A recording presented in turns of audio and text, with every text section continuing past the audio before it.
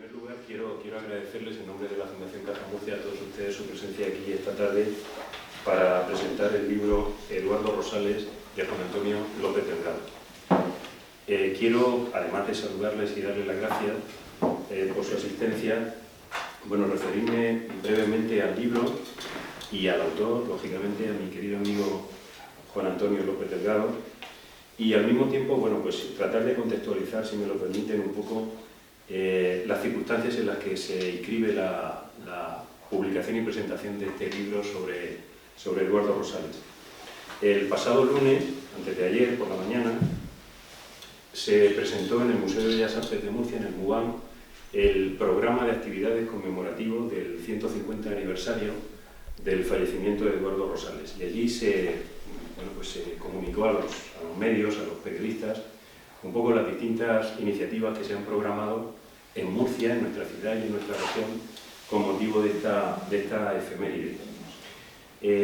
Yo, lógicamente, no voy a referirme a ellas, tendrán ustedes abundante información a través de los medios de comunicación, pero sí que se dijo con justicia que esta presentación de esta tarde, que nos convoca aquí esta tarde en el Centro Cultural Las Claras de la Fundación Caja Murcia, era la primera actividad del elenco que se había programado con motivo de esta efeméride, de este 150 aniversario del fallecimiento de Rosales.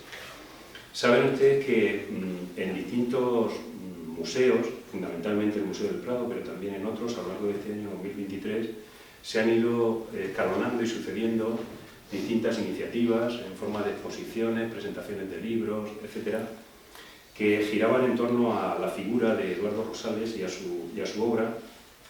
Pero yo quisiera destacar, como les decía, fundamentalmente la exposición temporal que ha puesto en marcha, comisariada por Javier Barón, el propio Museo Nacional del Prado, ocupando 3 salas, no solamente la sala 61B, que es la sala que está protagonizada por Rosales en el marco de la colección permanente del Museo del Prado, sino que además ha hecho una exposición más amplia con algunas de las obras mejores, algunas de las más importantes producciones que Eduardo Rosales en su corta vida dio a la luz a lo largo de su trayectoria. De tal manera que esa exposición, yo creo que de alguna manera permite comprender, a través justamente de estas obras a las que hacía referencia, la personalidad creadora del artista, su evolución y también su desempeño en los distintos géneros. Y además, yo creo que es una exposición muy útil porque para aquellos que no han tenido todavía la fortuna de conocer directamente la obra de Rosales, la pintura de Eduardo Rosales, les permite comprender y entender la modernidad de Rosales que influiría en la pintura española posterior. Todos ustedes saben que Eduardo Rosales fue, junto con Mariano Fortuny, el más influyente y prestigioso entre los pintores españoles que trabajaron en el tercer cuarto del siglo XIX, discípulo de Federico de Madrazo. Su trayectoria puede verse a través de los distintos géneros que abordó y que se manifiesta sobre todo en los trabajos del final de su vida. Una modernidad sin duda superior a la de sus coetáneos. Su interés inicial por los maestros del Renacimiento italiano, su atención al retrato, las obras dedicadas al paisaje y las pinturas de historia y literatura.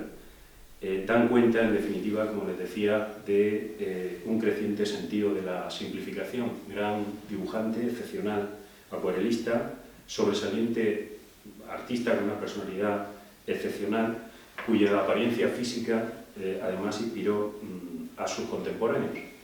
Todos recordamos el Cristo de Domingo Valdivieso, precisamente en el Museo de Bellas Artes, para el cual sirvió de modelo, pero también en el propio Museo del Prado, la escultura de Valmillana, que también lo toma él como modelo. En la recuperación y difusión de la obra de Eduardo Rosales ha sido fundamental, yo diría que en estos últimos años, pero desde hace ya una larga trayectoria, los trabajos de Juan Antonio López Delgado. Nosotros tuvimos la oportunidad, hace unos años, de contemplar en el Museo Ramón Gaya una serie de exposiciones de obras de Eduardo Rosales, también de destacar de forma plástica, a través de esas exposiciones temporales, la admiración de Ramón Gaya por Rosales.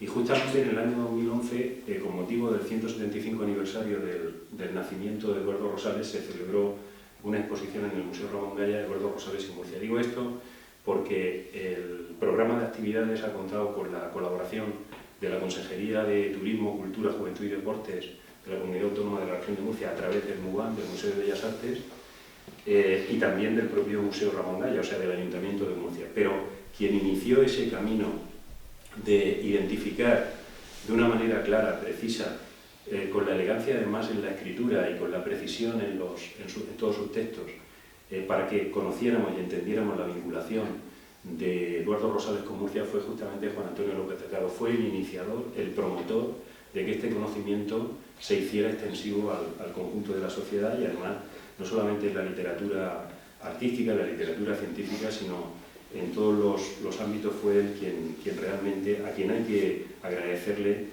pues ese trabajo, ese esfuerzo, ese entusiasmo que él ha tenido, tiene y tendrá siempre por la obra de Eduardo Rosales. Esa admiración que además han heredado sus hijos. Está aquí José López Almagro, a quien yo además quiero felicitar porque el documental, que refleja muy bien la vinculación de Eduardo Rosales con nuestra ciudad y con nuestro territorio, con nuestra tierra, pues, y que se ha podido ver no solamente en Murcia, sino también con un notable éxito de público y de crítica en Madrid, en el Círculo de Bellas Artes, entre otros lugares, pues es realmente un documental magnífico en el apartado técnico, pero también desde el punto de vista emocional. Yo creo que recoge perfectamente la admiración que la familia de López Delgado siente por este extraordinario pintor. Rosales viajó a Murcia en 1872. Sí, la prensa que lo ha equivocado, la nota de prensa, por 1972. Para reponerse de la muerte de su hija. Hola, buenas tardes. Y para intentar curar su enfermedad. En Murcia pintó varias obras al aire libre, La venta de novillos, El naranjero de Algeciras, en fin, un conjunto de obras muy interesantes en su trayectoria, que además Xavier de Salas, el que fuera eminente catedrático de Historia del Arte y director del Museo del Prado, ya aludía de alguna manera a esa estadía, a esa estancia aquí de Rosales en Murcia, pero no tenía una información más precisa acerca justamente de la producción pictórica que Rosales elaboró aquí.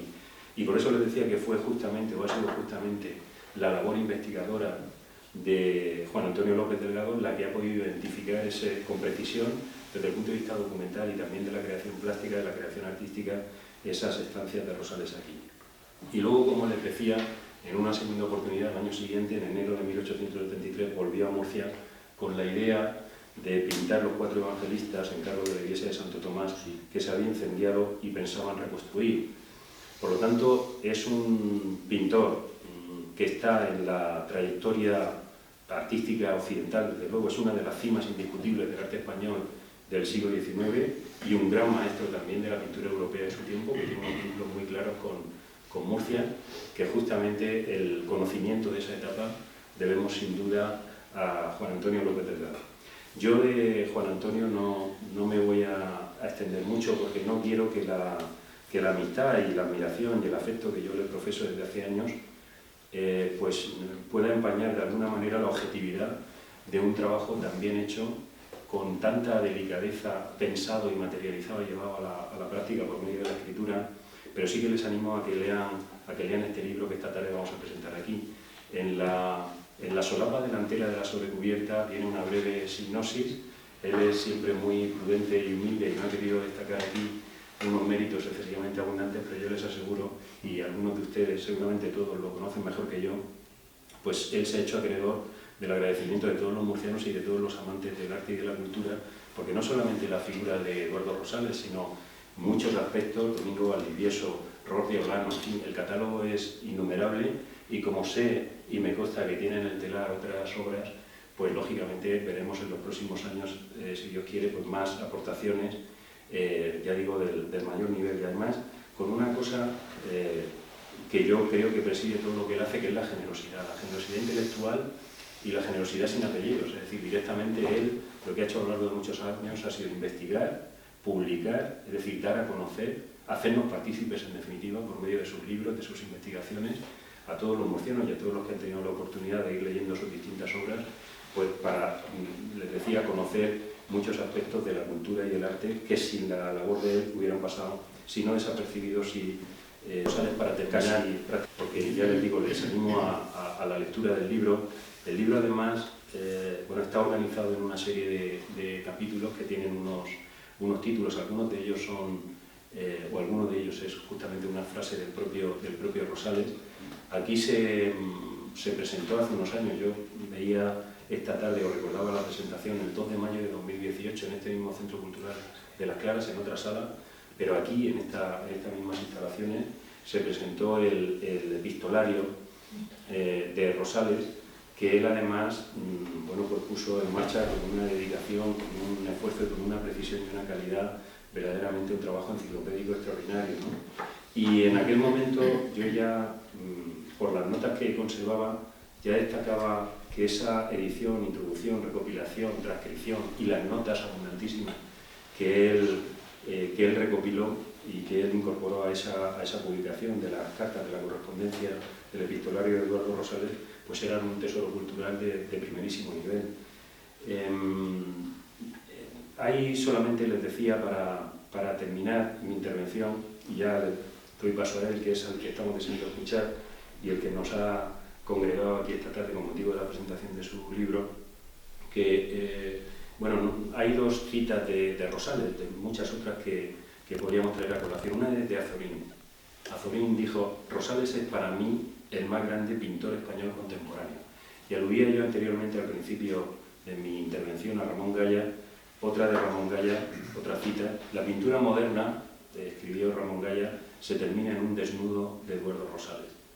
Por lo tanto, yo creo que es muy oportuno y muy necesario y muy de agradecer, Juan Antonio, esta publicación y esta presentación. Agradecerte de corazón todo lo que estás haciendo por la cultura, por la figura de Eduardo Rosales y de tantos otros artistas y escritores, etcétera, desconocidos o casi desconocidos, que gracias a tu labor, a tu generosidad y a tu empeño intelectual, pues estás poniendo de relieve por medio de unas publicaciones que se han convertido ya en una bibliografía imprescindible para todos aquellos que se quieran aproximar a las distintas facetas, ya digo, no solamente de Eduardo Rosales, sino de todos los personajes, claro, que has podido investigar y que te animamos a que sigas haciéndolo pues con la calidad que se refleja en todas y cada una de estas publicaciones. Y yo ya, sin más preámbulo, agradeciéndoles de nuevo su presencia y su asistencia aquí, ya le cedo el uso de la palabra a Juan Antonio López Delgado. Muchas gracias.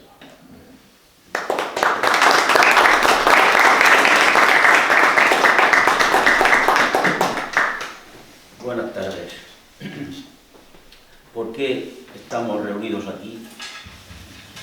En Murcia se ha estudiado bastante fehacientemente siempre el paso de extranjeros por nuestra ciudad, José Mariano González Vidal, Antonio Pérez Gómez, y sus pasos quedos o criticistas o admirativos por ellos, con menos erudición ya tantas veces el de aquellos españoles que fugitiva o ahincadamente ejercitaron aquí su doctrina, sus saberes, el resultado de su entendimiento en marcha, de su inteligencia.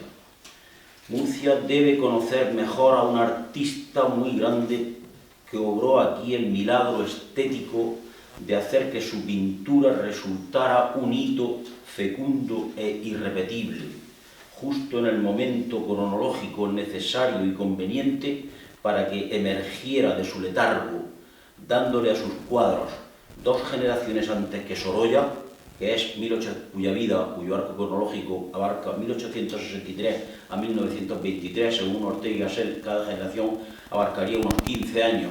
Yo pondría un poco menos, pero más o menos esto. Precisamente en Murcia, digo, la luz que no tenía, ni tenía tampoco el arte de su tiempo. Otra cosa son los paisajistas profesionales, digámoslo así. Murcia se erige en su consecuencia en fulcro del arte vivo que hace de la luz un estado de alma. La pintura padecía bajo el poder de la enemiga anécdota, que la secuestraba entre negros muros.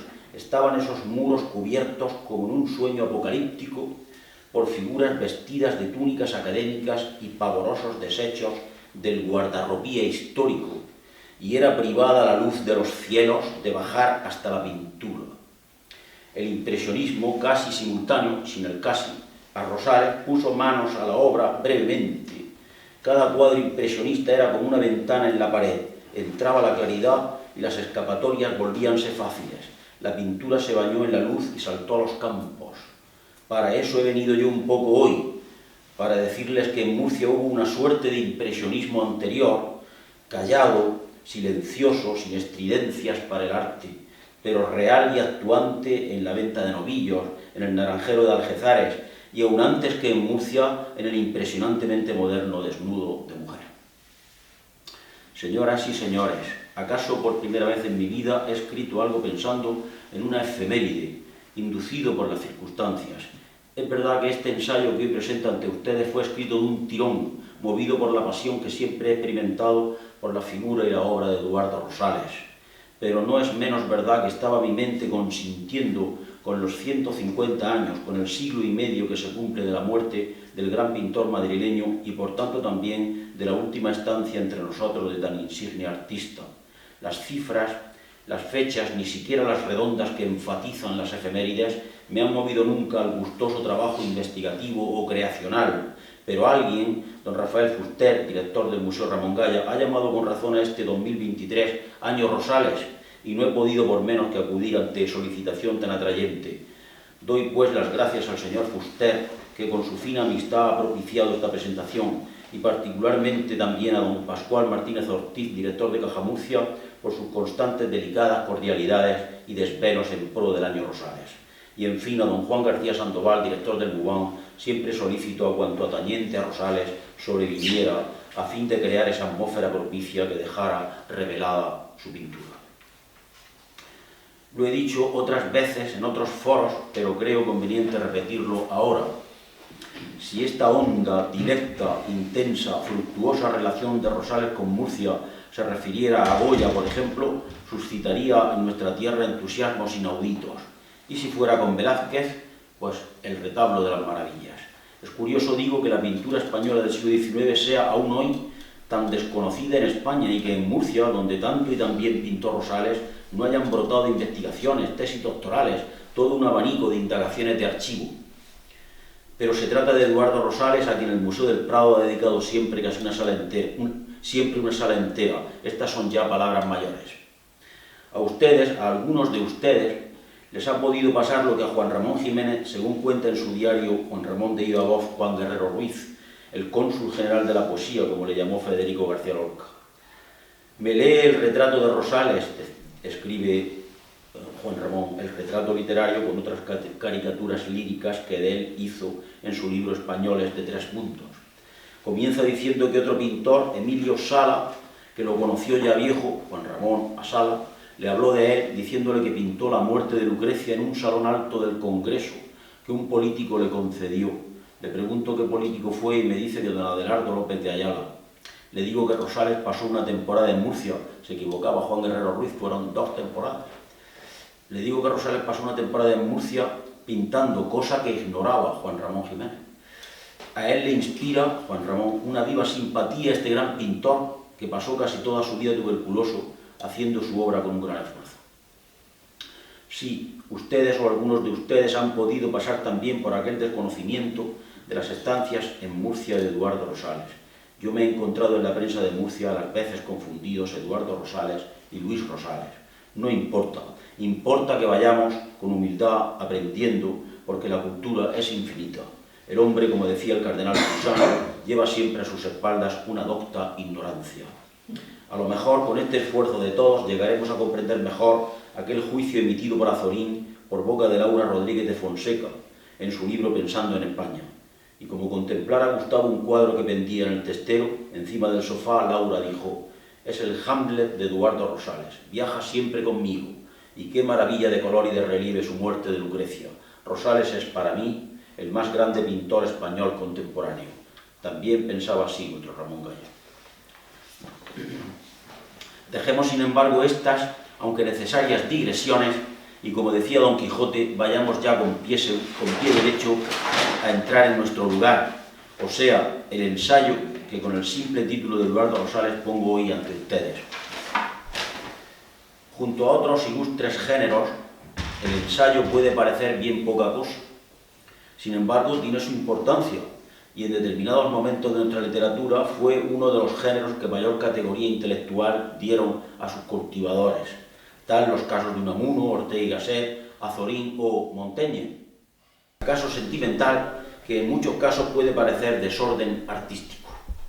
Diciéndolo más sintéticamente, el poder ser disertación amena en vez de una investigación severa y rigurosa.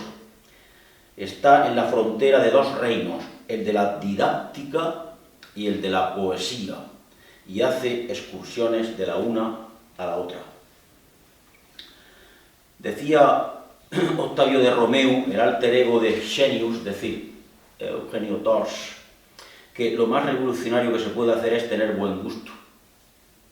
Espero que su buen gusto, al elegir venir aquí, ni les defraude ni amengüe un ápice su romántico sentido revolucionario.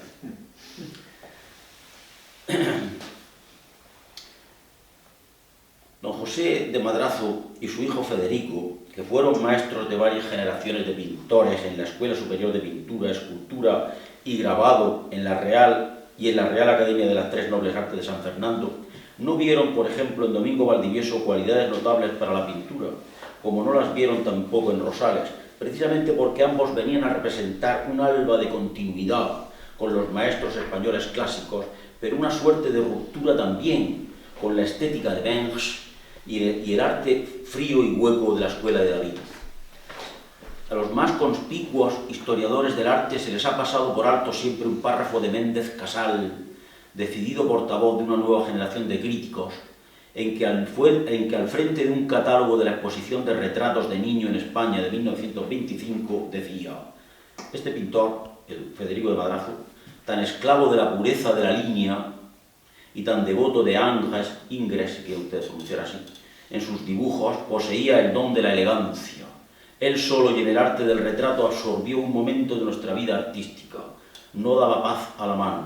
Alcanzó tal altura que una generación rebelde tuvo que luchar bravamente para hundirlo. Este es un verbo quizá excesivo para con Federico de Madrazo, pero en fin. En mucho tiempo don Federico no salió de la profunda cima del olvido. Su obra, correcta, elegante, careció de pasión. Esto último sí me parece bastante acertado. Esa generación rebelde de que habla Casal es justamente la que aparece matriculada en el curso 1854-55 en la Academia de San Fernando de la calle de Alcalá. Alejo Vera, Vicente Palmaroli, Antonio Gisbert, Martín Rico, Ventura de Miera, Dioscoro Puebla, Domingo Valdivieso y Eduardo Rosales. Para todos ellos, el margen que los davidianos les iban dejando era cada vez más fatalmente rígido y soso, al paso que reafirmaban con sus escritos y su arte que la estética pictórica al uso había que reconstruirla o liquidarla del todo, que será lo que haga Rosales en su alegato a la crítica ignara que vapuleó a su muerte de Lucrecia en la Exposición Nacional de 1871. En Muerte de Lucrecia, en El Naranjero de Algezares, en el retrato de Pinelli, en cualquier obra mayor o menor de Rosales está la pintura, la del artista que prefirió pintar con la crudeza descarnada y grave, aparentemente tosca e insuficiente, pero briosa y suelta, a componer con el empaste reblandecido y brillante de casi siempre. Por eso escribía Rosales a un amigo lamentando las críticas a su Lucrecia: la mayor parte de los que han dicho que mi cuadro no estaba concluido, que hacía alarde de desenvoltura, etcétera, etcétera, no lo han entendido absolutamente. Una obra del carácter de la presentada por mí no es un cuadro de gabinete, esto es importante, que ha de ser primorosamente ejecutada para que seduzca a la vista. Es una obra de impresión y de impresión vigorosa y enérgica, que debe ante todo hablar al alma y no recrear el sentido. En estos aspectos y carices insisto en el segundo apartado de mi ensayo titulado Lo académico y lo vivo. Ejecución primorosa era sinónimo para Rosales de convencionalismo formal, de mandanga estatuaria, la retórica metida en el cuadro. Entre nosotros, tradicionalmente, el cuadro ha de estar lleno, el poema ha de ser largo y el toreo desmenuzarse en pinturerías y muletazos sin fin. Cuando en el otoño de 1934 el entonces director de arte moderno don Ricardo Gutiérrez Abascal dotó a ciertas salas de nuevas y mejores luces, algunos críticos de arte hicieron notar que los rosales allí colgados ganaban entonces en espontaneidad y brío. No sé, de seguro ganarían artistas cuyos cuadros necesitaban aquella entonación verdosa de fondos tapizados de seda para lucir. Rosales no necesita el otomán decorado ni iridiscentes cubiertas de cristales. Necesita al contemplador profundo o sencillo que rescate para su propia alma la sinceridad que rezuma y la entrega de sus últimos secretos. Porque en el caso de la Lucrecia maneja fuerzas que lo arrebatan y parece van a destruirlo, porque se apodera de ese reto y disuelve la resistencia, porque durante el día no tiene pasado y por la noche es milenario, porque destruye el lenguaje pictórico y crea el lenguaje pictórico. Por eso, y porque a buena parte de nuestra pintura del siglo XIX se la ve retrocedida en la forma y amanerada con una falsa teatralidad de guardarropía y aspavientos, es por lo que Daniel Vázquez Díaz, el gran pintor de los frescos de la Rábida, nada sospechoso de enquistamientos anacrónicos ni de impersonalidad pictórica, reclamaba ponderativamente una y otra vez: de ese desván que forma la pintura vulgar del siglo XIX, hay que salvar una obra importante y no del todo estudiada, la de Eduardo Rosales. En este apartado segundo cuento cómo me vino un día más a visitar a mi casa de Patiño mi fraternal amigo Jesús Jareño López. Aquel día me trajo una carpeta entera de fotocopias de artículos críticos sobre Rosales aparecidos en la segunda mitad del siglo XIX, Revista de España, la Ilustración Artística, Heraldo de Madrid, la Ilustración Española y Americana y un largo etcétera. ¿Qué disparates, dijo mi amigo, se dispararon contra el testamento de Isabel la Católica y la muerte de Lucrecia? ¡Cuánta adustez y desconocimiento! Uno te traigo, sin embargo, que intuyo no conocías. El Duende, periódico satírico, trae esta reproducción del testamento y un pie muy curioso que firma el autor del artículo, Fernando López Martín. Dice así, lee: el testamento de Isabel la Católica. Eduardo Rosales murió a los 33 años. No, se equivocaba, fue a los 36. Y dejó para orgullo de su nombre esta maravilla del arte. Muchos que hoy viven y cuyos nombres hemos repetido hasta la saciedad pasan de las 50 primaveras y no han hecho más que tonterías, lo que va del serrín al seso. Y hay un crítico al que no le importan los detalles abrumadores. Mi amigo abre ahora un ordenador portátil y brota enseguida Ángelo o Niño Calabrés, con cuya sonrisa mi amigo Jesús va fascinado. Mira, Juan Antonio, la sonrisa de este niño, su boca, con esos dientes en el movimiento fugacísimo de su fulgor aún, de su fresca vivacidad latente, con la imperfección inencarnada de lo vivo. Al tercer apartado de mi ensayo lo titulo El solitario de la pintura. Una de las mujeres escritoras menos leídas entre nosotros, con Concha Espina quizás, pero más merecedoras de que se haga y más desatendidas en todo, es Carmen de Burgos, que utilizó el seudónimo de Colombín. Y sin embargo, muchos han plagiado sin decirlo sus traducciones de poemas de Giacomo Leopardi, o los muchos datos inéditos que proporcionaba en el grueso volumen que hizo Luz Nueva sobre la vida de Mariano José de Larra Fígaro. Pues bien, de Colombín salió en 1929, en la Compañía Iberoamericana de Publicaciones, un libro tan desconocido como delicioso, Hablando con los descendientes, se titula. Ejemplario de vidas pasadas cuyos últimos vestigios directos recogió ella misma redivivos de labios y en las palabras de sus descendientes o de los que aún los conocieron, sinceros y amables al mostrarle el relicario íntimo de aquellas existencias. Una de las entrevistas se la hizo a Carlota Rosales, la única hija que sobrevivió al gran artista. En un momento de ella se dice: pasó toda su vida mártir. Mi madre fue su hermana de la caridad, pues se empeoró a causa de haber enfriado pintando unas copias en la iglesia de Siena. Lo mismo le pasó en Murcia, pintando al lado de una acequia los novillejos que luego fraguaron, en que consistió a la postre la venta de novillos, después de la venta de novillos. Se enfrió también pintando unas copias en la iglesia de Siena.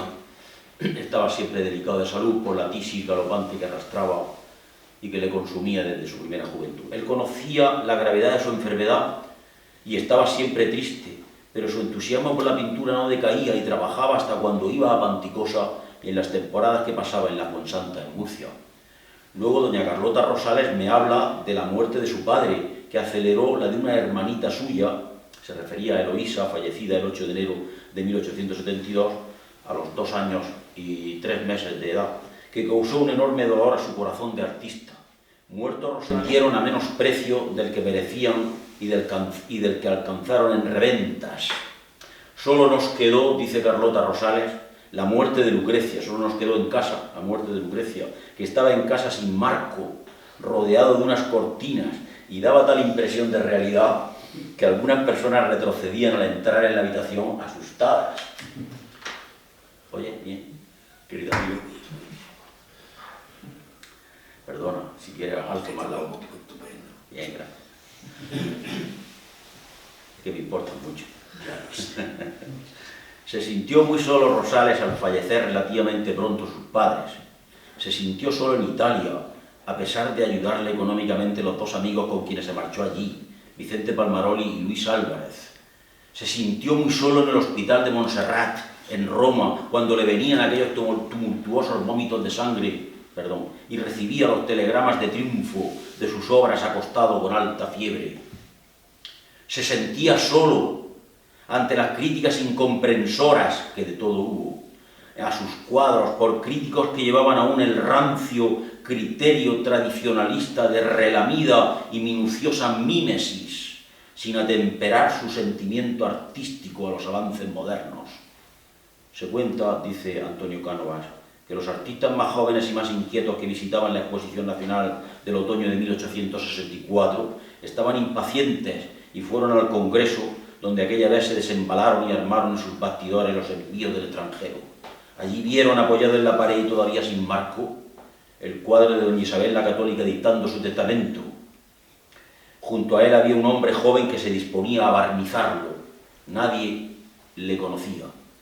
Muñoz de Gren, el más osado entre los estudiantes de la Escuela de Bellas Artes, se acercó y le preguntó: ¿sabe usted si el señor Rosales piensa venir a Madrid? Está ya, porque soy yo, contestó sonriendo Rosales. Un último aspecto, su desnudo de mujer o muchacha saliendo del baño, cuadro que a Ramón Gaya le reveló lo que era la modernidad, cuadro pleno, completo, permanente, decía él, lo consideraron en su tiempo un simple boceto, y allá arriba se quedó en el techo, donde apenas se podía ver, cuando la instalación de las obras de arte moderno se hallaba en las salas bajas del Prado. El cuarto apartado de mi ensayo lo titulo «Quise hacer una obra de impresión». Quise hacer una obra de impresión. Me refiero al alegato que escribió Rosales en defensa de su muerte de Lucrecia y que iba acaso a enviar a la prensa, pero que quedó en borrador, tragándose una vez más su propia amargura ante la incomprensión de una parte de la crítica oficial hacia el cuadro incomparable. Un cuadro que siempre se ha dicho que tardó 4 años, 3-4 años en hacer, y yo creo que he venido a demostrar que han sido 7, prácticamente desde que lo premian con primera medalla en la exposición del 64 con Isabel la Católica dictando su testamento, ya empieza a pensar en la muerte de Lucrecia, hasta el 71 en que lo expone en una nueva Exposición Nacional de Bellas Artes. Paradójicamente se le premió con una primera medalla. Ningún pintor ha recibido a la vez tanta gloria en premios de encumbramiento y denigración tanta en esos mismos certámenes. En aquel alegato decía Rosales: la crítica debe penetrar en una obra y examinar si su autor se ha propuesto algo en ella y si lo ha conseguido, si hay un pensamiento en ella y si éste se trasluce en su obra siquiera sea vagamente. La mayor parte de los que han dicho que mi cuadro no estaba concluido, que era un boceto, que hacía alarde de desenvoltura, etcétera, etcétera, no han dicho nada, absolutamente nada. ¿A qué conduciría a acusar de incorrecto a Rubens o de poco colorista a Rafael? Ni aquel se propuso sobresalir en el dibujo, ni este en el color.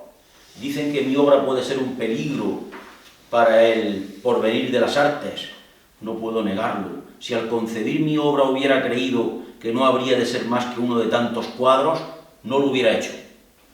Quizá lo que la mayoría de los críticos encuentra censurable es para mí el mayor título de gloria de mi obra. Es un cuadro no concluido y por lo tanto una obra defectuosa y digna de censura. Convengo en parte en ello, pero no en todo, porque el cuadro no está terminado, pero el cuadro está hecho. Me permito leerles a ustedes un correo de mi querido amigo aquí presente, don Francisco Torres Monreal, de 22 de julio de 2021, si él me lo permite también. Querido amigo Juan Antonio, cómo lamenté que tuviéramos que cerrar la tertulia en casa de Lenín y Javier, con mis dos maestros en ella. Ahora volveré a lo de, porque el cuadro no está terminado, pero el cuadro está hecho. Es por esto por lo que quiero leer en este correo. Pues para mí también tú eres mi maestro, bueno, en muchos ámbitos. Preparando mi artículo para Barcarola, he dado con esta cita que, en cierto modo, confirma tus opiniones sobre Rosales y sus obras no acabadas pero hechas, etc. Dice así el maestro Baudelaire en su salón de 1845, cuando aún tiene 24 años. No lo leo en francés porque sería quizá demasiado pedante, pero en fin, voy a intentar verterlo al castellano. Todos los eruditos a la violeta, tú le de mi savant, todos los eruditos a la violeta, después de haber conscientemente admirado un cuadro de Corot y de haberlo lealmente pagado y haberle pagado lealmente su tributo de elogios, encuentran que peca por ejecución y se empecinan en eso, que definitivamente Monsieur Corot no sabía pintar. Bravas gentes, bravos gens, que ignoran d'abord qu'une œuvre de génie, que ignoran en principio que una obra de genio, o si se quiere una obra de alma, lo que ha dicho Rosales, es siempre toujours très bien exécutée, está siempre bien ejecutada. Ensuite, ahora qu'il y a une grande différence, ahora que hay una gran diferencia entre un morceau fait et un morceau fini, un trozo hecho y un trozo acabado, que en general lo que está hecho no está acabado y que una cosa muy terminada puede estar no hecha del todo. Una cosa muy terminada puede no estar hecha del todo. Y hay un poeta al que te suplico que menciones, en este terreno también me parece que era Verlaine, no, era Paul Valéry, ¿no? Sí. Que decía algo así. ¿Qué decía Paco? ¿Pero ahora? Sí, ahora. Hay que romper un poco los protocolos. Sí. Bueno, Paul Valéry decía, hablando del poema. Hablando del poema. Del poema, que ningún poema está acabado. Ningún poema está acabado. Porque decía que la vida del artista tampoco está acabada.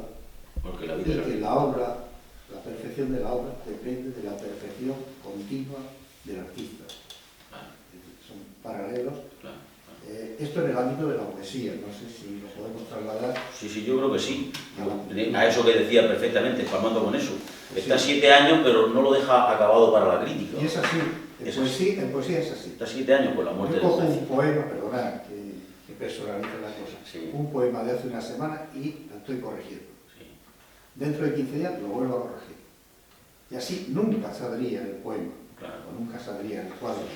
Y le preguntan, entonces, ¿usted por qué publica? Si sabe que no tiene nada acabado ni terminado. Por pereza, por instancias de amigos, de editores, que piensan que lo que tengo hecho todavía puede ser muy bueno, en fin, ese tipo de cosas. Pero quizás no estamos apartando. Bueno, perdón. Si le falta por hacer, porque el cuadro no está terminado, pero el cuadro está hecho. Si le falta por hacer un pie, una mano, un trozo de paños, el cuadro no es menos cuadro por eso. Esta especie de estética particular suya, coincidente más o menos en el tiempo, antes o después, eso es lo de menos, creo yo, que dos artistas de la sensibilidad de Baudelaire y de Eduardo Rosales coincidan en esto, de las terminaciones, de lo relamido, de lo concluido. El cuadro no está terminado, pero el cuadro está hecho. No es menos cuadro por eso. Una obra del carácter de la presentada por mí, sigue diciendo, no es un cuadro de gabinete que ha de ser primorosamente ejecutada, a la manera de Madrazo, por ejemplo, primorosamente ejecutada para que seduzca a la vista. ¿Cuántos contempladores nos hemos acercado y se acercan en el Prado a cuadros que seducen a la vista? Es una obra de impresión, y de impresión vigorosa y enérgica, que debe ante todo hablar al alma y no recrear el sentido. Esto es profundo, hay que meditarlo, verdaderamente pienso yo lo he meditado mucho. Entonces, pues es una ruptura, efectivamente, con una aparentemente estética estética de... Mi cuadro es un cuadro de impresión, la escena es eminentemente dramática. Mi mayor anhelo era que el cuadro hiciera estremecer, si fuera posible que tuviera en alto grado desde el primer momento la emoción de lo terrible, aquella de la terribilidad. Yo quería ante todo que en mi obra palpitase el drama hasta el último rincón, de ahí la vehemencia en el hacer, la ejecución desaliñada y brutal. Yo creo que con una ejecución primorosa el cuadro no sería lo que debía ser, en consonancia pues con el tema que quería desarrollar. El suicidio de una patricia romana virgen que ha sido violada por Sexto Tarquinio y se da muerte y llegan el padre, un amigo, un patricio, que por cierto se tapa la cara ante tanto terror, tanto horror, y Bruto a la derecha del cuadro, que proclama la República Romana. Yo creo que con una ejecución primorosa el cuadro no sería lo que debía ser. Y ese brazo que pende laxo desde el centro del cuadro, un poco hacia la izquierda, levemente hacia la izquierda, maravilloso, no se cansa uno de contemplarlo.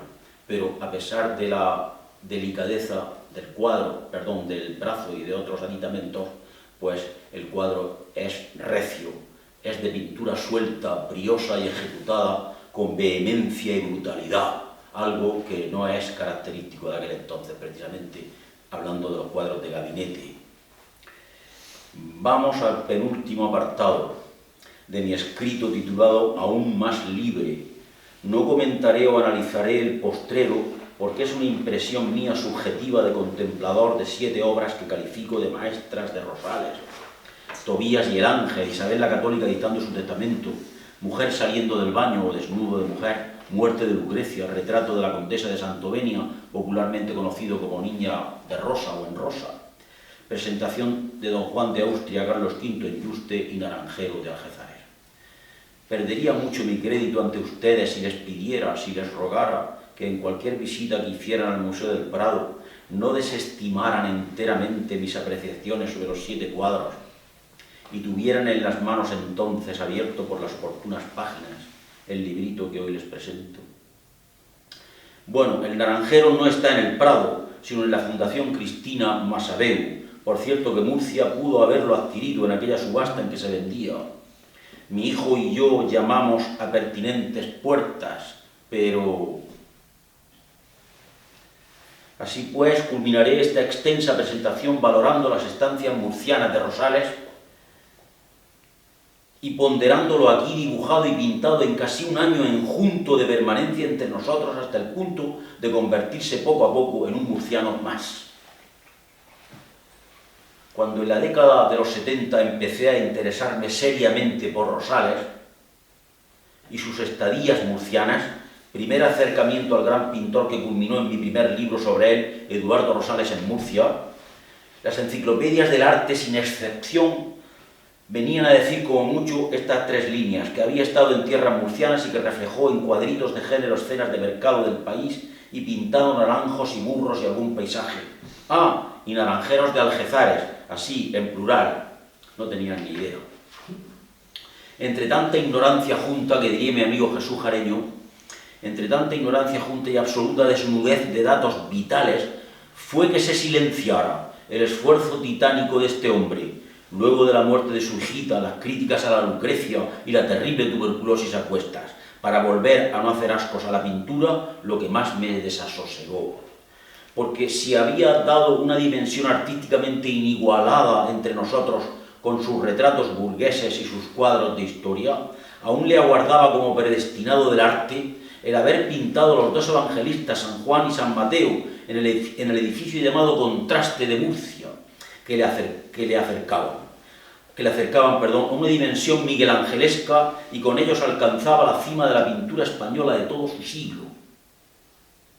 No hay nada semejante, como dice Araujo en una conferencia en el Ateneo hace muchos años, comparable a los evangelistas de todo el siglo. La fuerza, la grandeza miguelangelesca del Buonarroti en Rosales. Además, el único crítico que en alguna vez, en alguna exposición, dice que nos había recordado la pintura de Rosales a Velázquez, fue Pi Margari, uno que tuvo un poco de sensibilidad entre tanta crítica ignara y en fin, y elusiva. En cuanto a lo de cuadritos de género, qué manera tan prosaica y engañadora de referirse a ellos, a la venta de novillos, o al naranjero de Algézares, cuando nunca los habían tenido delante. Cuando Javier de Salas me dijo en el Museo del Prado en 1973, en la exposición homenaje a Rosales con ocasión del primer centenario de su muerte, que no conocía sino por fotografía, y así lo escribió también en artículos para la revista Goya, lo pintado por Rosales en Murcia, yo casi lloraba de emoción al sentirlo a él apesadumbrado por dicha carencia, y por supuesto me inquietó su limpia humildad profesional. Las buenas amistades en esta tierra nuestra, acendrada ahora pero antigua ya, la de Domingo Valdivieso, la del compositor Antonio López Almagro, la de Javier Fuentes y Ponte y un largo etcétera. En este largo etcétera, si me permiten, quisiera, que esto es un tema ampliable, por supuesto, por algún joven investigador que hubiera habido o hubiese en la sala presente, la presencia en Murcia de Francisco Asenjo Barbieri, el gran zarzuelista, el gran compositor musical e investigador musical, no lo olvidemos. Hasta tal punto digo esto porque nada más y nada menos que el mismísimo Marcelino Méndez y Pelayo, para elaborar determinadas páginas de su historia de las ideas estéticas en España, tuvo que echar mano, digámoslo así, de la biblioteca única, posiblemente en Europa, en España desde luego, de la biblioteca de Barbieri. Pues bien, aconsejado por el gran bibliófilo del siglo XIX, Pascual de Gallangos, quizá el mejor bibliófilo, yo diría con Antonio Rodríguez Moñino, después en el 20 que ha tenido España, aconsejado por Gallangos, le invita a conseguir antigüedades, libros de música antiguos, etcétera, y antigüedades y otras, etcétera, aquí en Murcia, y entonces le indica a algunos sujetos, a algunos individuos, a algunas personas que pues tienen antigüedades y tal, y puede luchar con ellos un poco a ver si les arrebata alguna. Y Barbieri ya lo conocía a Rosales, aquí acentran esa amistad, y con el compositor Antonio López Almagro, por ejemplo, también.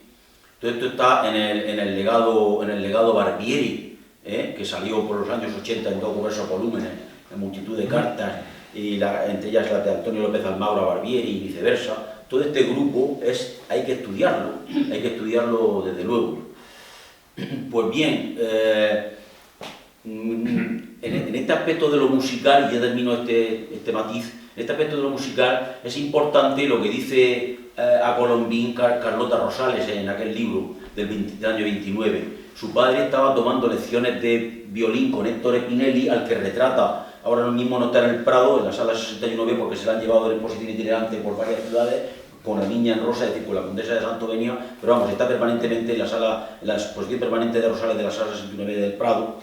Estaba tomando lecciones de violín Rosales con Héctor Spinelli, el compositor italiano afincado en España, por si acaso la tuberculosis que padecía lo llevaba a la ceguera y tenía que ir limoneando por las calles, ciego, y ganándose la vida de esa suerte. Y el sol de Murcia hace, estos amigos buenos, decía, y el sol de Murcia hacen que su salud sea, como ven, hay muchos carices, muchas facetas que estudiar, no solamente es que estuve en Murcia y ya está, como decían los críticos de arte de antaño, ¿no? Y el sol de Murcia hace que su salud se afiance y lo que más importa, que se anime a sacar el caballete al aire libre.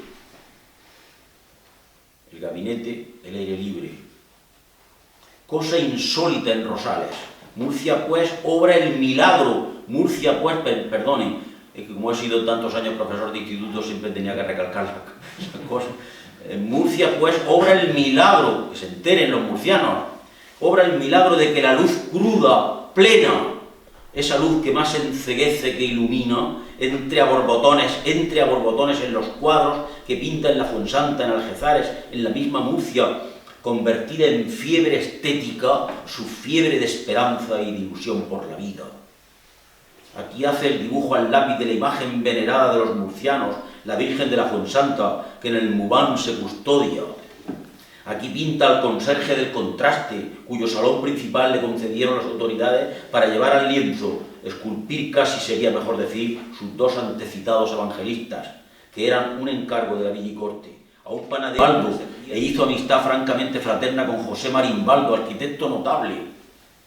La corona imperial de plata de Nuestra Señora de la Fuensanta, robada en su santuario del Monte la noche del 12 al 13 de enero de 1873, viviendo en la casa contigua, es decir, donde están las monjas benedictinas ahora, que eso era hospedería, viviendo en la casa contigua que servía de hospedería y otros fines, Rosales y su familia, fue sustituida por otra que ejecutó el platero y diamantista del Cabildo, don José Gascón, según trazas de Rosales y de José Marimbaldo, es decir, roban las joyas de la corona, la corona de la Virgen y del Niño y otras preseas, haciendo un agujero por el santuario, la noche del 12 al 13 de enero de 1873, viviendo en el edificio contiguo Rosales y su familia. Luego ya saben ustedes que 104 años después, da esa casualidad, en fin, que roban un nuevo robo en 1977, ya es el caso en la catedral. Y entonces está allí el maestro que paulatinamente empieza a aposentarse en nuestra ciudad. Esto es muy importante, estos amigos que vienen, se centran en esas amistades, hace amistad con Fuentes y Ponte, gestor cultural único que ha habido en Murcia, maravilloso gestor cultural, que le convence al fin de que entre en una junta, al fin, del patronato de realización práctica, digamos así, de lo que tanto se anhelaba que fueran unos juegos artísticos florales, etc., que fuese jurado de pintura, también accede, que diseñe las joyas robadas, las nuevas joyas que van a ser sustituidas por las robadas, también accede. Entonces, pues todo esto hay que saberlo.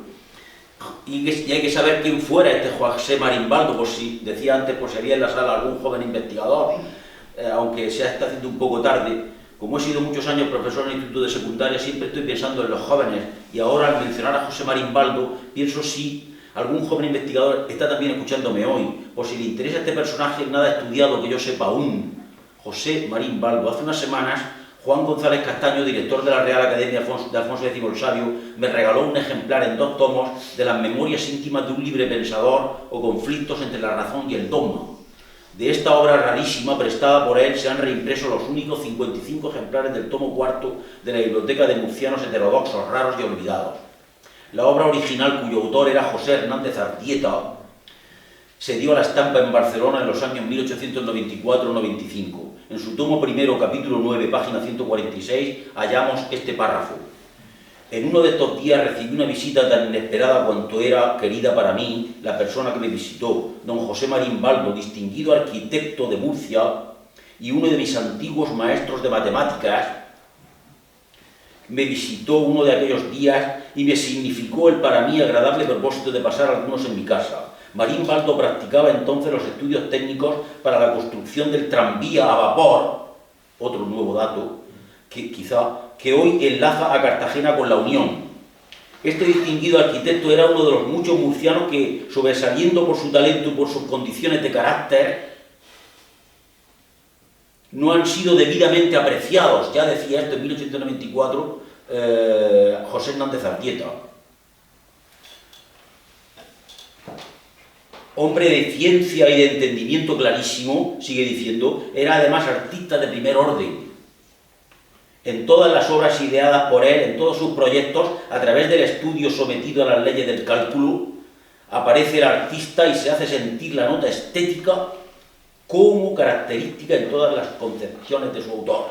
Era este, además, hombre de amenísimo trato y tan consecuente en sus amistades y afectos que no me olvidó nunca, a pesar de que solo nos habíamos conocido siendo él catedrático y yo insignificante alumno en el Instituto de Murcia. Hasta aquí Hernández Artieta. Yo puedo añadir, recordándole al hipotético joven investigador, que este amigo de Rosales desempeñaba entonces, José Marimbaldo, desempeñaba entonces en Murcia el cargo de arquitecto provincial, pero su nombre sonaba positivamente fuera de la región por haber dado que hablar en la Exposición Nacional de Bellas Artes del 66 su grandioso monumento a Colón y a la gloria de España por el descubrimiento de América, de que tan complacida quedó Isabel II. En diciembre de 1879, la Junta de Socorros del vecindario de Madrid había aprobado el proyecto de Marín Baldo de construcción de 200 barracas en la huerta de Murcia para las familias afectadas por la tristemente célebre riada de Santa Teresa de 1879. Creo que el personaje es sumamente interesante. Queda en Murcia, voy terminando ya, perdón, queda en Murcia, y quizás sea el único que resta en España, yo diría en el mundo, un dibujo de la como me dijo José Luis Díaz, un dibujo de la corona de la Virgen que se estaba preparando, dibujo al lápiz de Rosales, algo habrá que decir del 17, para que se acerquen por ahí a verlo. Gracias. Queda en Murcia, y quizás sea el único, dibujo al lápiz de Rosales, apunte de una corona de imperiales o diademas, definida solo la central, ornada con decoración vegetal de hojas y flores, que trepan por su nervio a partir de una base de hojas de acanto y flores, dispuestas en absoluta simetría. Cada una de las diademas tiene en su remate un pequeño motivo de una flor con hojas exentas, semejando el perfil de una llama, uniéndose todas ellas en una corola con el globo terráqueo y una cruz potenzada. La cruz potenzada, quiero recordar que es esa cruz en cuyos brazos, en medio de cada ángulo de brazos, sigue una espiga también, con lo cual se hace más redondeada la propia cruz.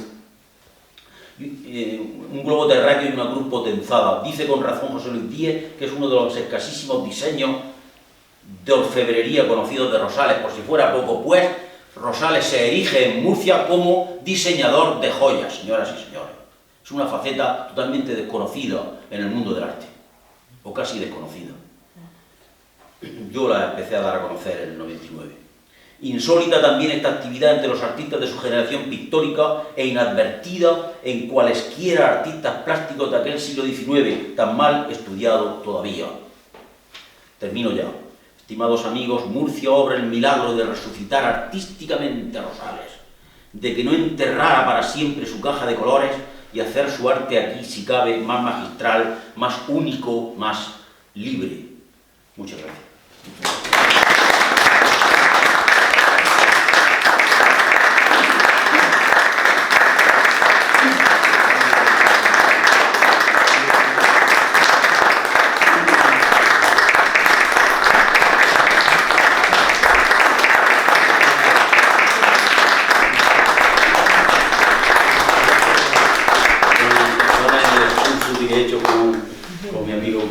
Pero creo que era interesante hacerlo.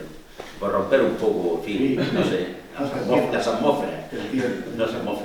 Si quieren hacer alguna pregunta, lo que ustedes quieran y yo pueda responder, pues. Una curiosidad, cuando me he enterado a José Marín Baldo, Sí. ¿es el mismo que elabora las arquitecturas fingidas del recibimiento de Isabel II? Sí. El 24 de octubre de vidrio y otras fantasmagorías que hace, sí, claro. Es el mismo, sí. Sí. Además hay una página que se puede cotejar, que es consabido y referencia de Andrés Vaquero Almansa, que está hay una página de Marín Baldo, pero ahí falta muchísimo Marín Baldo, como están viendo. Sí, claro, eso. Muchísimo Marín Baldo. Pero vamos, esa es una parte que sí, que hay, esa sí está en Andrés Vaquero Almansa, efectivamente. Los profesores de la Bellas Artes Murcia, imprenta sucesora de Rogué en 1913. Sí, ese libro, sí, muy completo, pero ya muy carente de muchas cosas que hay que ir poniendo al día. Sí, efectivamente. Y respecto a las visitas de Barbieri, de Francisco Sergio Las visitas de Barbieri, sí. ¿Se sabe si hay documentación sobre esas visitas o estancias? Sí, no sé si he llegado a citarlo. Hay dos gruesos tomos que se llaman, no recuerdo a Julio, no recuerdo si es el apellido del colector de toda esa documentación. Dos tomos que salieron en los años 80, gruesos tomos, del legado Barbieri, así se llama, el legado Barbieri, apúntatelo si quieres.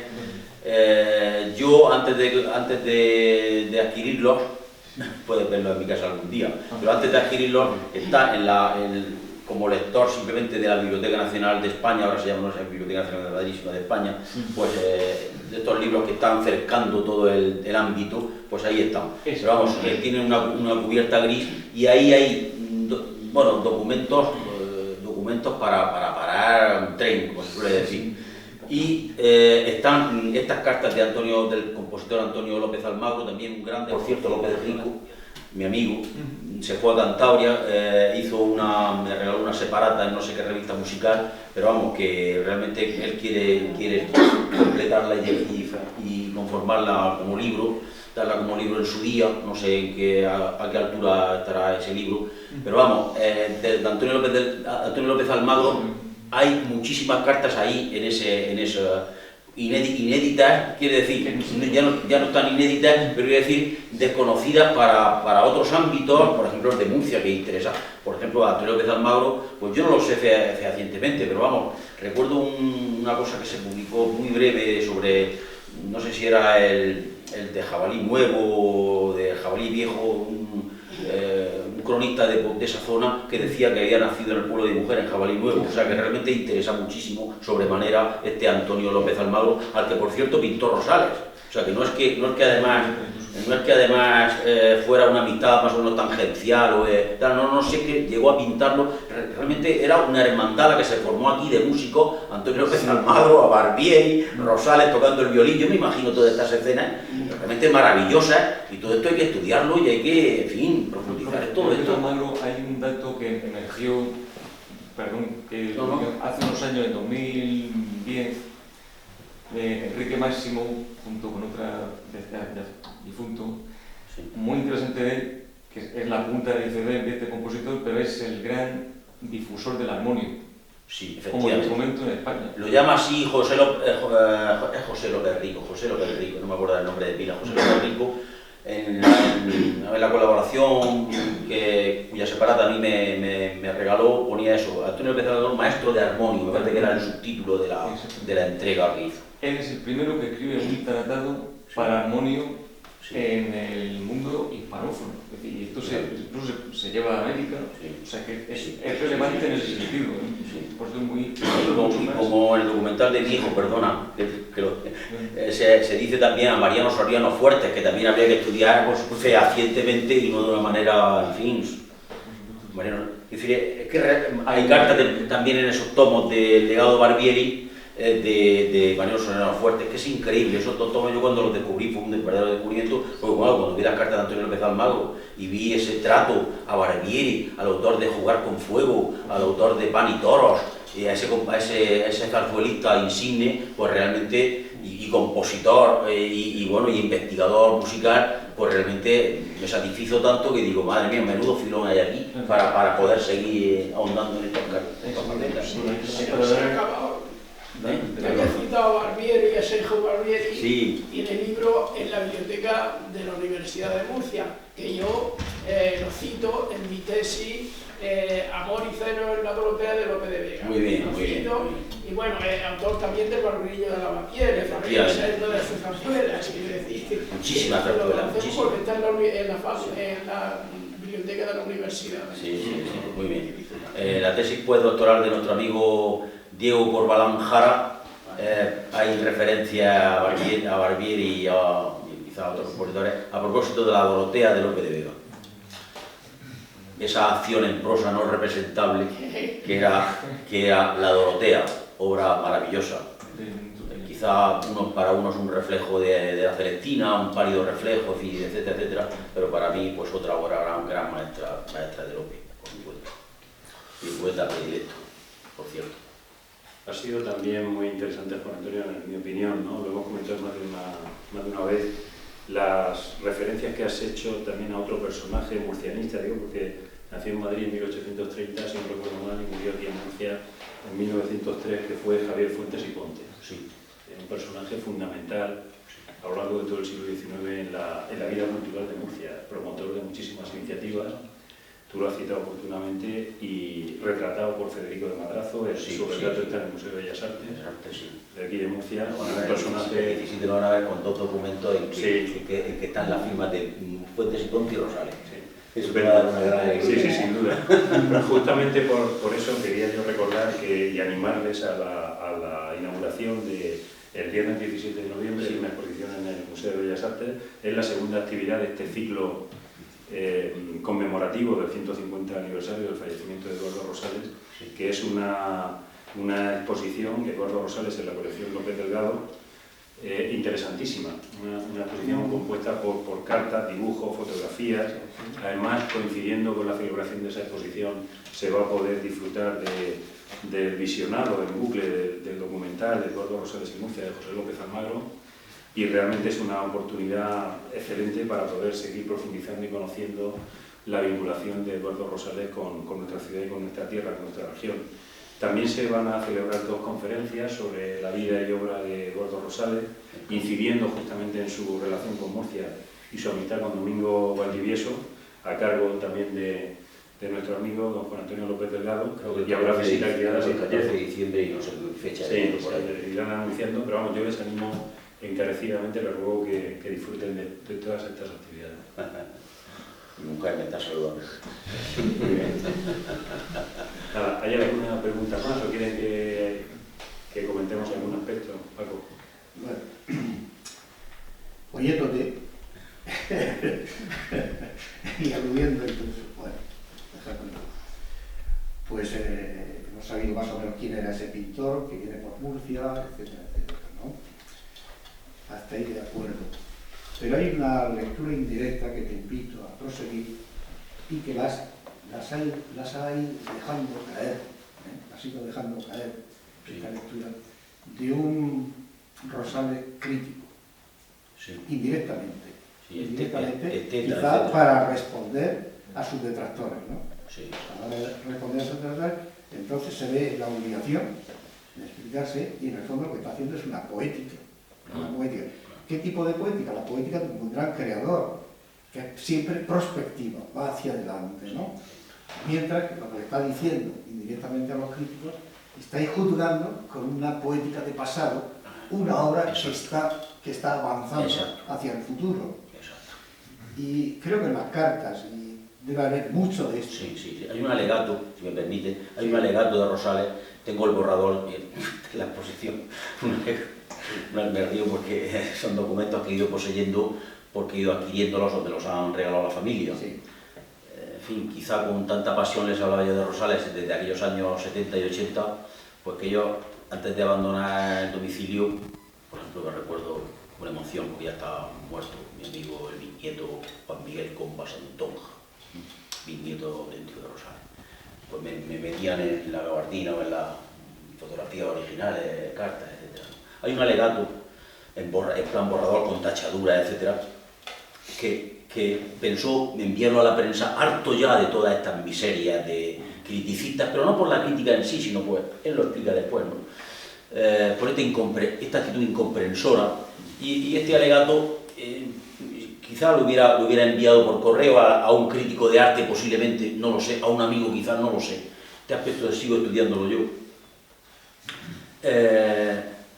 Y no lo he hecho al correo, o sea, está en plan borrador y nadie tiene ese borrador definitivo, ni ha surgido, ni Chacón Enrique desde los años 26, aquella biografía que hizo de Rosales y tal, no hay nada que yo sepa definitivo. Este borrador, naturalmente, estos párrafos que yo he leído son de ese borrador concretamente, ¿no? Y allí pues defiende su Lucrecia, pues, por supuesto, ultranza, ¿no? De tal.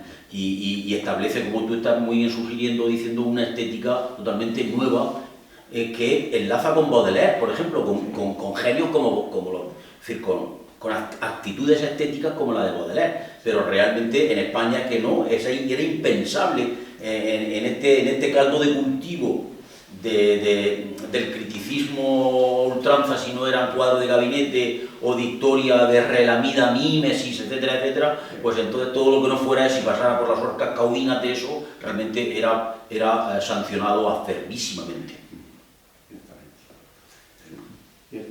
Bueno, pero de Baudelaire hablaremos. Muy bien. Es el momento. Claro. Muy bien. Bueno, pues si no hay más preguntas, agradecerte sinceramente, Juan Antonio, felicitarte por tu intervención. Gracias. Que nos ha mantenido No se con puede, la atención absolutamente no se puede ahondar en pendiente, todos sí. los aspectos porque una conferencia, una charla es una charla, tiene su, no sé, sus características. Yo tampoco he dado muchas.